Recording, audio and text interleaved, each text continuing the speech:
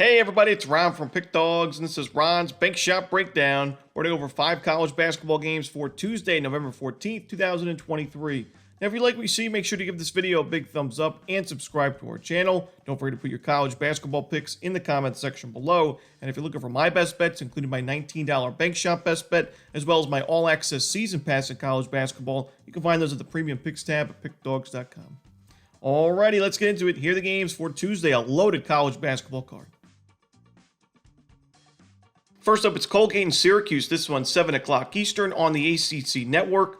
Colgate's only had one game so far this season. That was back on the very first day of the regular season against Brown, November 6th. It was a 72-70 win in that game. Colgate did not cover the number, but still an outright W. And now the Raiders have had over a week to prepare for this game at the Carrier Dome, a place that they've actually had pretty good success the last couple of seasons. Back in 2021, November 20th, there was an outright win for Colgate, 100-85, putting up triple digits on that 2-3 zone from Jim Boeheim. And then the next year in the Carrier Dome again, 80-68, another double-digit victory, outright W for Colgate in the Carrier Dome. No Jim Boeheim 2-3 zone this year for Syracuse, but I still don't like the way the defenses look so far for the Orange. It's giving up 72 points to New Hampshire, 77th for Canisius. They're ranked 175th in adjusted defensive efficiency. They're ranked 264th in defensive rebounding. I don't think the Syracuse defense is good enough to be laying these kind of numbers against a Colgate team that's just had success against you the last couple of years, have a really solid offense. I think they've improved defensively. And, Syracuse, they won their first 2 games by double digits against both of those teams, but failed to cover the number in both of those games as well.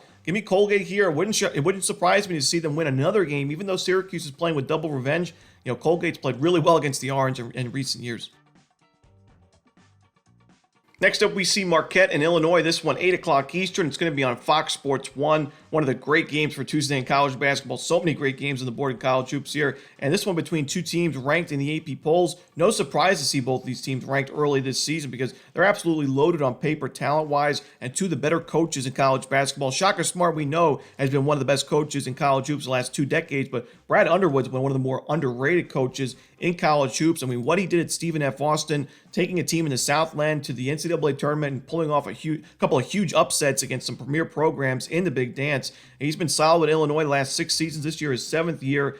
To me, I think it's going to be a close game, really entertaining game, but I do give the home court advantage to, Illinois has that home court advantage. I give the edge to them here. Marquette wasn't the best team last year in true road step-up games. They only had 1 win on the road against a top 50 KenPom team, and that win was only by 2 points against Creighton. Other than that, they struggled in these step-up games on the road. I like the fact that Illinois takes care of the defensive glass a lot better than Marquette does.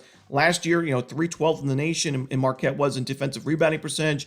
This season so far, even against teams like Northern Illinois and Rider, Marquette is still ranked 277th in defensive rebounding percentage. Not great in offensive rebounding either. I think Illinois wins the glass in this game. That should be enough with the home court advantage to win this game and cover the number. Give me Illinois laying the points.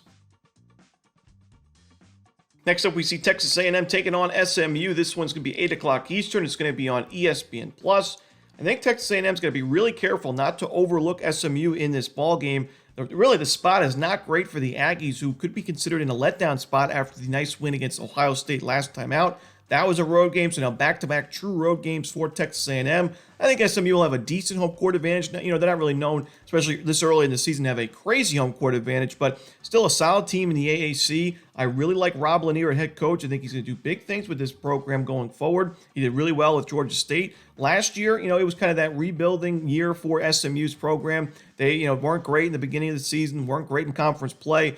But I thought, I also watched them quite a bit down the stretch of the regular season. They were a team I circled that, I watched them. I thought they were a lot better than that record, and I thought they were going to take the next step this season. So far, they're undefeated, 3-0. They played 3 weak opponents, a subdivision team, and then Western Illinois and Lamar, 2 teams ranked outside top 300 in KenPom, but they look strong on both sides of the ball. Their defense especially, right now ranked 72nd in college basketball in adjusted defensive efficiency. They force a lot of turnovers, but they also take care of the basketball. They're a good offensive rebounding team. I like the front court, especially with Samuel Williamson down there. They're actually a pretty experienced team, and I think SMU is pretty talented, honestly. I think, like I said, it's a tough spot for Texas A&M. After that road win against Ohio State, your second straight road game, as the favorite here on the road, I think they're laying too many points. I'm going to take those points with SMU, but I honestly would not be surprised to see them earn the outright upset, so I'll sprinkle a little bit on the money line.